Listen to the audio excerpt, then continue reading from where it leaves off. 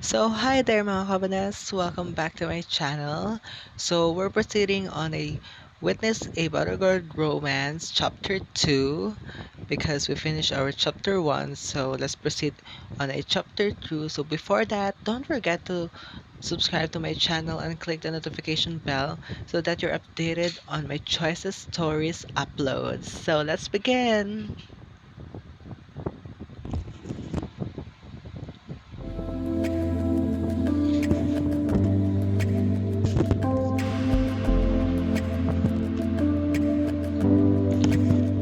Volume 1, Chapter 2 Laws of Attraction.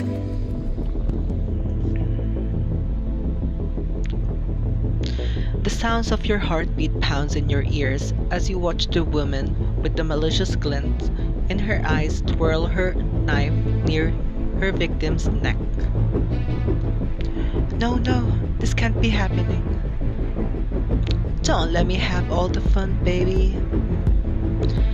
Her partner's mouth curls into a sinister smile as he pulls out a knife that matches hers.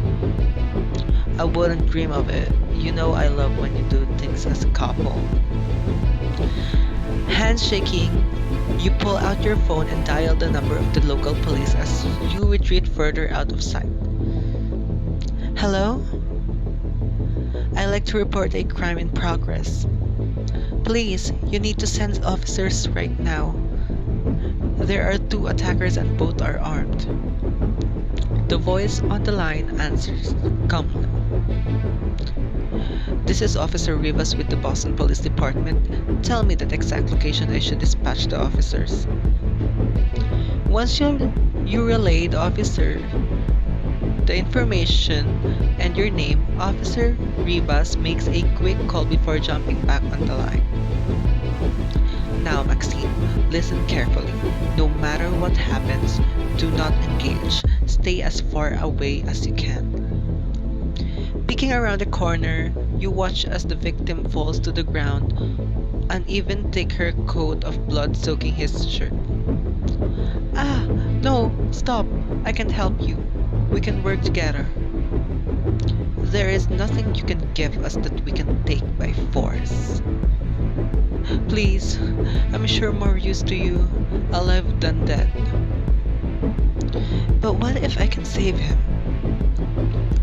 The only thing you can do is keep yourself safe. Officers will be on site any minute. A loud ping in your ears sends you scrambling to turn off the volume on your phone. Fumbling with the sound as several more messages pour in, you catch a glimpse of the text on the screen. Dalton, I know it's not cool to say this, but last night was incredible and I'd love to see you again. Also, I think you're wicked sexy. Once you've successfully silenced your phone, you bring it back up to your ear, struggling to hear what Officer Rivas is saying over the pounding of your heart. I need you to give me as much detail as possible about the perpetrators. As you start to look into the alley again, you notice that the attackers are a lot closer than they were before. Did you hear that? I think someone else is here. Help! I'll reward you! The man kicks the victim to silence him. Quiet! I'm trying to listen. The killers continue to move in your direction. Scrambling back, you whisper into the phone. They headed this way! Maxine, find somewhere to hide, but stay on the line with me. You hear footsteps approaching and you feel your heart jump into your throat. You try to lift your feet, but they seem weighed down with lead. The sound of the shoes on the pavement is almost right on top of you. Then the whine of sirens fills the Breton air.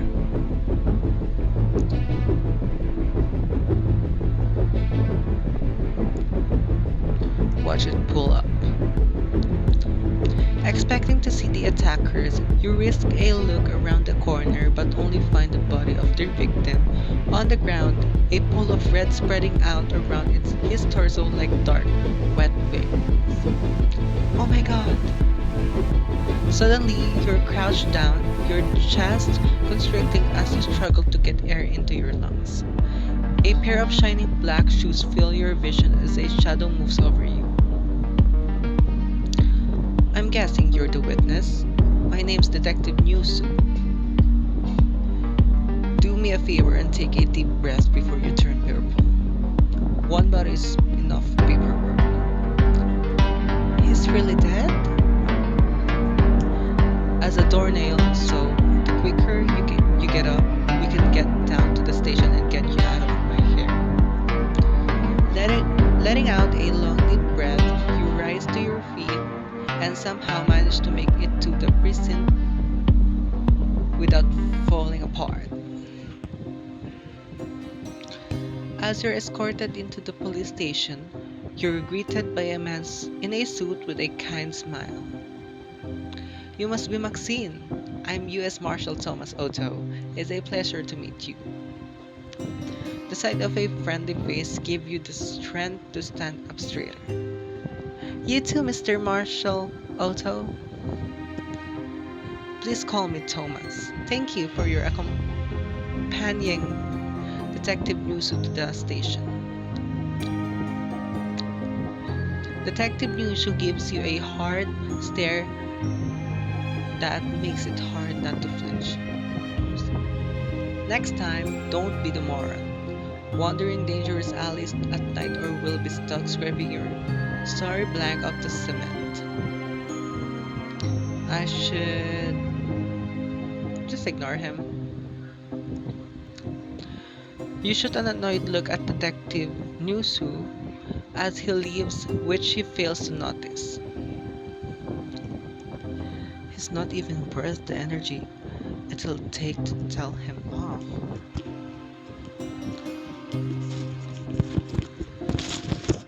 Go ahead and have a seat. There's a lot we have to discuss. As you sit down, you meet Thomas' warm brown eyes. Were you able to identify the killers or their victim? As a matter of fact, the victim was Sian Kelly, leader of one of the largest branches of mob here in the Boston. What? Who'd go after a mob boss like that? Based on your descriptions, the perpetrators were husband and wife mobster duo Killian and Maeve O'Connell, who will spend the past few years systematically taking over and uniting other branches of the Irish mob. And now that they've gotten rid of Sian Kelly, they'll control the majority of organized crime in the city.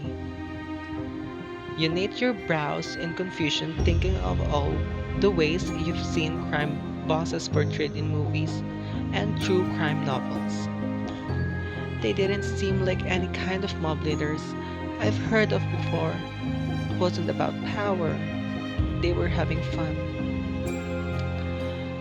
These two break off the rules of anything we've seen. They enjoy hurting others in a way more commonly found in serial killers. Also, they as smart as they are deadly. They aren't afraid to get their hands dirty, and they've had the skills it took to personally protect themselves from their enemies. I still don't understand how they haven't been caught yet. For starters, we haven't been able to generate enough evidence, and now they've got a city-wide network on their payroll. We've never been able to reach a witness before. Well, until there was nothing we could do for them anymore. His face brightens as he looks at you. But once we put you in witness protection, we'll be able to keep you safe until you can testify. Witness protection? Slow down for a second. They didn't even see me. Why would I need to go into witness protection? By now, half of the force knows there was a witness. It's only a matter of time until the O'Connells find out about you too. You would only be in the witness security program for the summer. The judge has already agreed to fast-track the trial to make sure we don't miss our shot at this.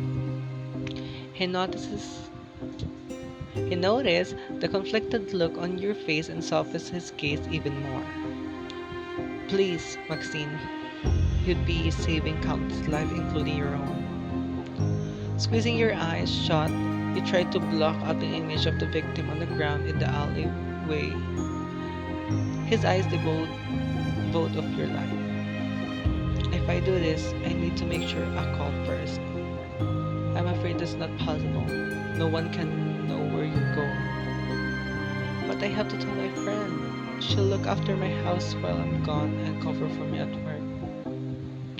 Your living and working situation will be maintained for when you return.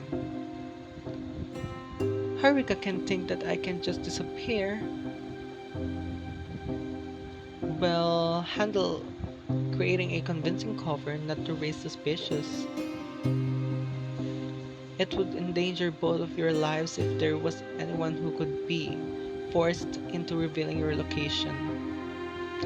Oh, I suppose that makes sense. Well then, I guess I don't have much of a choice. Otherwise, I'll end up dead too. Thomas reaches out and pats your hand gently. You're doing the right thing.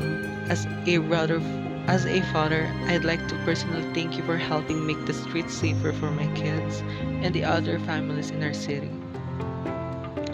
Easing back in the chair, he opens up a thick folder. With sex not all bad, think of it as a spontaneous vacation where you get to go somewhere new and truly immerse yourself as a local. Like being an actor trying out a role. You can even come up with a new name of your choosing. Does anyone blow their cover by saying the wrong name? Well, we usually insist on changing the last name, but the first name is flexible. It's not essential and can sometimes be more suspicious to mess up. I tell people to have fun with the first name and do a nickname instead of a complete change. One that's still easy to remember, like the name of the street you grew up on or a pet's name. Any ideas? What's your with sex first name? So, I'm a Marvel fan, so I'm going to pick Wanda. Wanda it is. Now for your last name. So, Wanda's last name is Maximoff.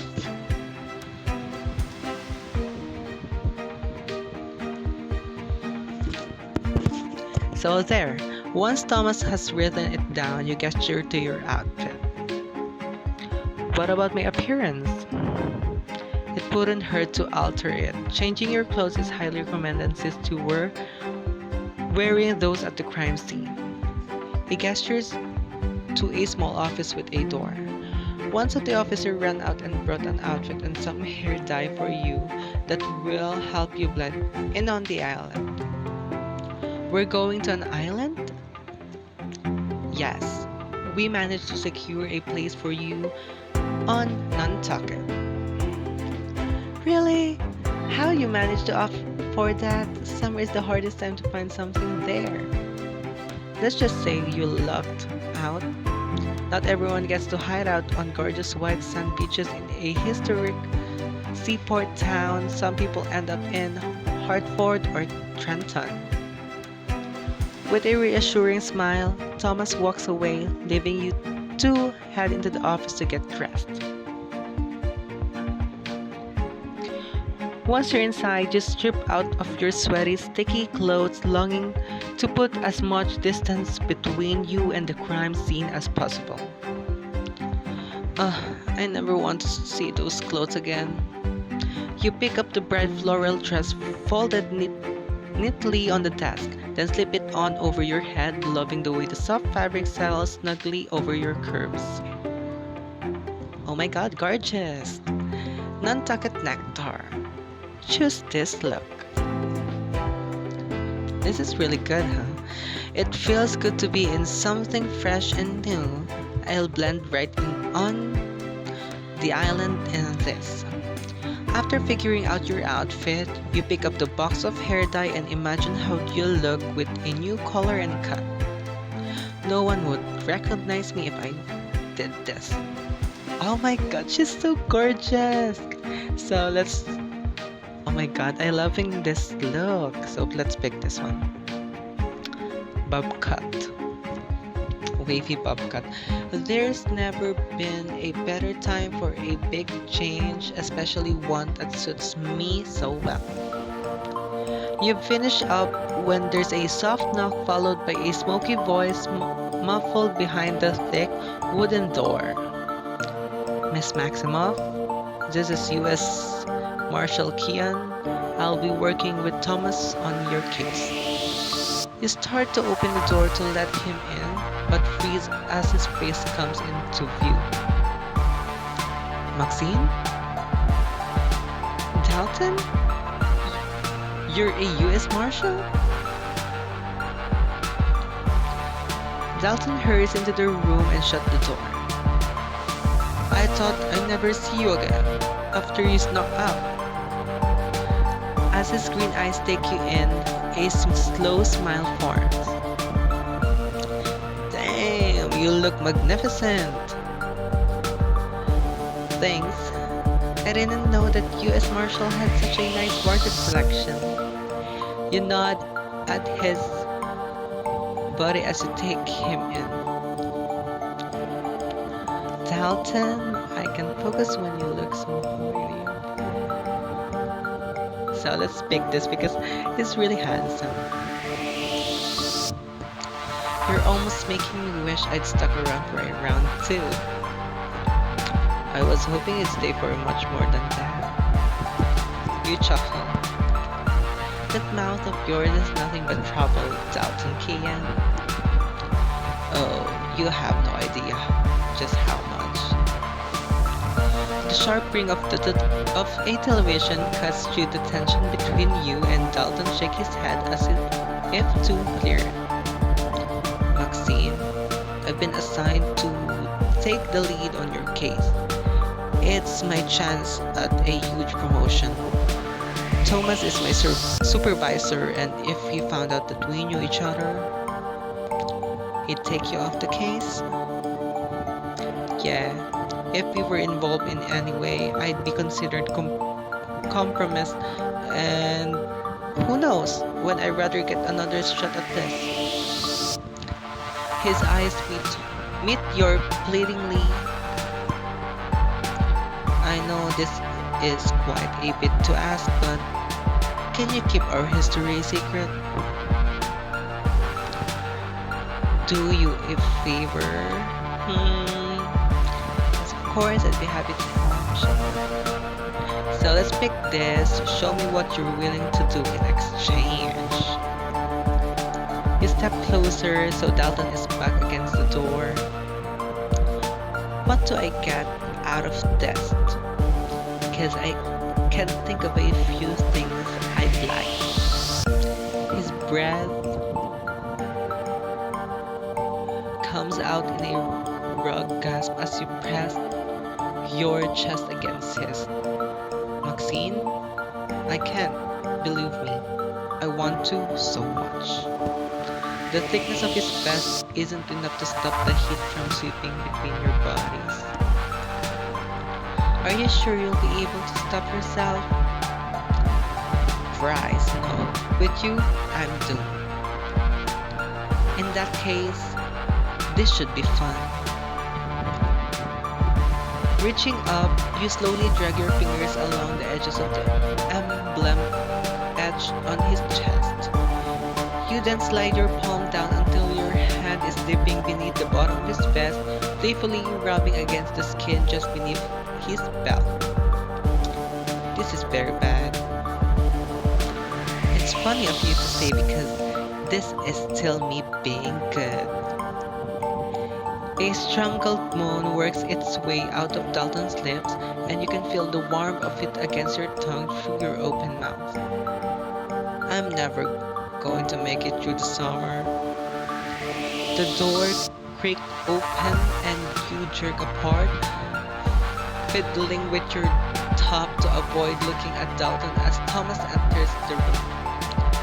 Dalton, I'm glad to see you've introduced yourself. He certainly knows how to make a memorable first impression. A startled choking noise emerged from Dalton, which he quickly covers up with a cup. Just being friendly is all.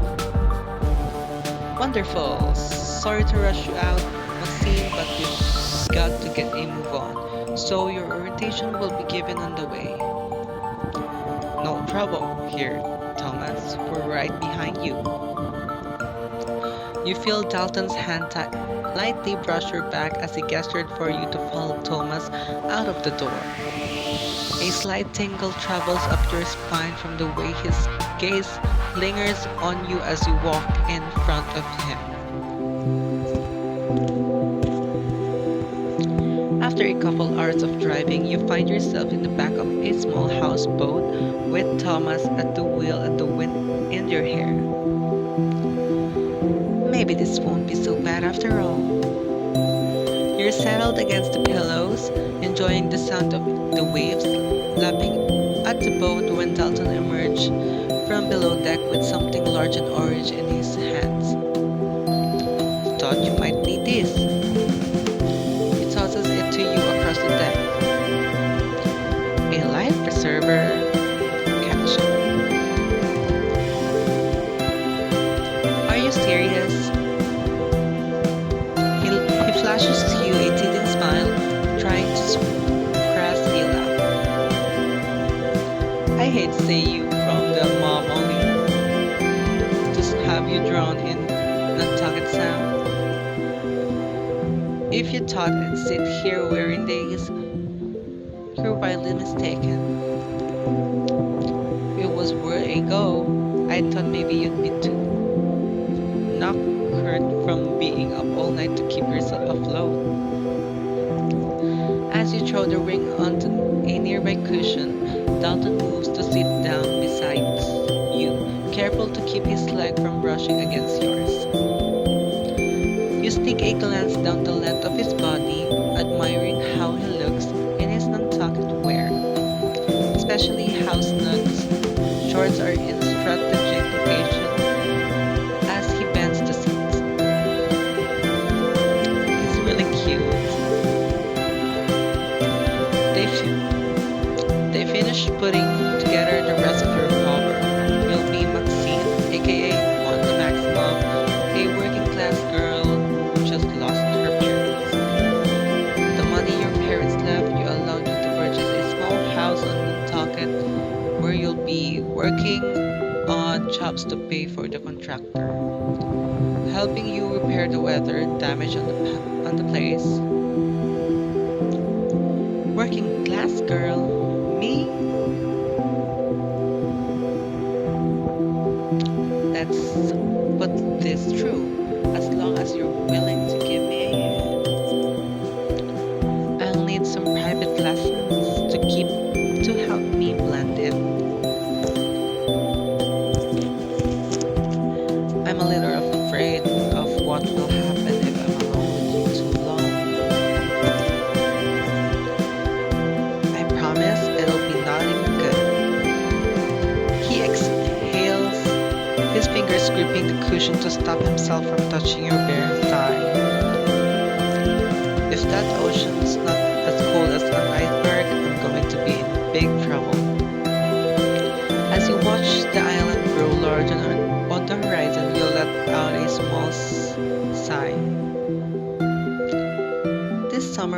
supposed to be about settling into my new position at work.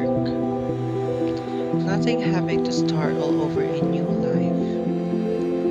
Dalton slowly covers your hand with his, running his thumb over the soft skin just below your knuckles. I know it's hard not to feel like this is a punishment, but you're doing the right thing. Not only will you be protecting yourself, you'll be doing the same for countless others when you testify. I've always avoided taking too big a risk of this. I hate not feeling in control. I promise I won't let anyone happen to you.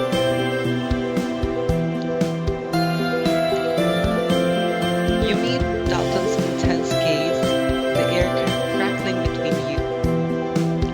But before you can lean closer, an icy gust rips across the deck, spraying a mist of water down your back. Eek! It's freezing! You need something to cover you up more. Hold on. Dalton sprints over to the side of the boat, then covers back, holding a thin pullover. Here, you can wear my jumper as a blanket. It'll take more than that to make me warm.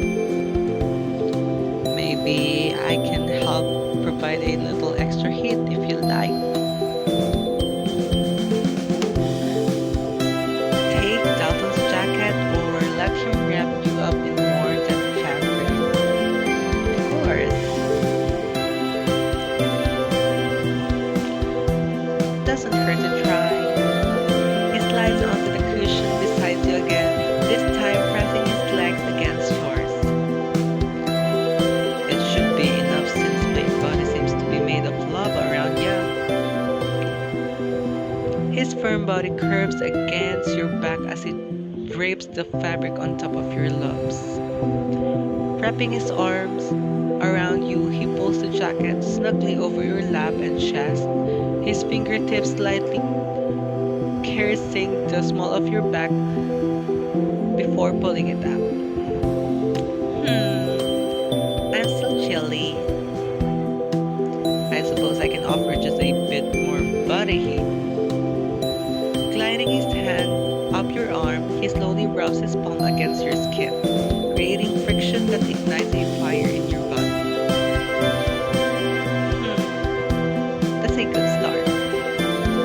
You watch the muscle in his arm bulging and slide your fingers under the jacket until they find the firm surface of his thigh. I'm pretty sure you'll be burning if you go any further. Only one way to find out. Your head inches forward, dipping down onto the gap between his legs, your fingers brushing over the hard surface of the zipper on his shorts. For a second, he starts to arc up to meet you, wrapping his arm tightly around you as you lean back into his chest. Maxine. Dalton. A groan leaves him, causing his eyelid to flutter as you move your head in a gently stroking motion. Your faces are only inches apart when you feel him stiffen suddenly, catching himself from completely giving into the energy crackling between you. We can't. The sound of Thomas' voice over the engine causes you to jump slightly. Coming up to the dock now. Brace yourself.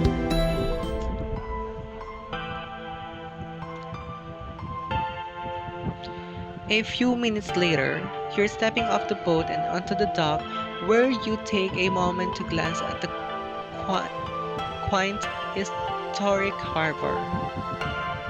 This is so beautiful, you guys. Dalton drops down beside you as Thomas appears at the stern. If anything comes up, Maxine, you can find me on the houseboat. I'll be keeping an eye on things here in town and offering us a quick getaway in case of an emergency. if you can find me. Actually, there's been a change of plans. Dalton will be just downstairs whenever you need him. Wait, what? What do you even mean downstairs? His covers is your work exchange contractor. He'll be bunking on the pull-out couch so he can look after you 24/7. Keep my hands off of Dalton while he's sleeping a few feet away from me. This is going to be a really long summer. So that's it, mga Covenants. Thank you so much for watching. Let's proceed on a chapter 3. So don't forget to subscribe to my channel and click the notification bell so that you're updated on my next choices uploads. And I'm really sorry if the words some the other words I'm saying is wrong, so I'm really sorry to that. And to the when I say blank, because that is really bad to screen record the words that not good to hear, so I'm saying it a blank, just like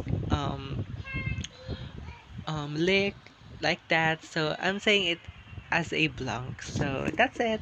I'm really sorry for that. And bye bye. Thank you so much for watching. See you on a chapter 3. You guys, bye.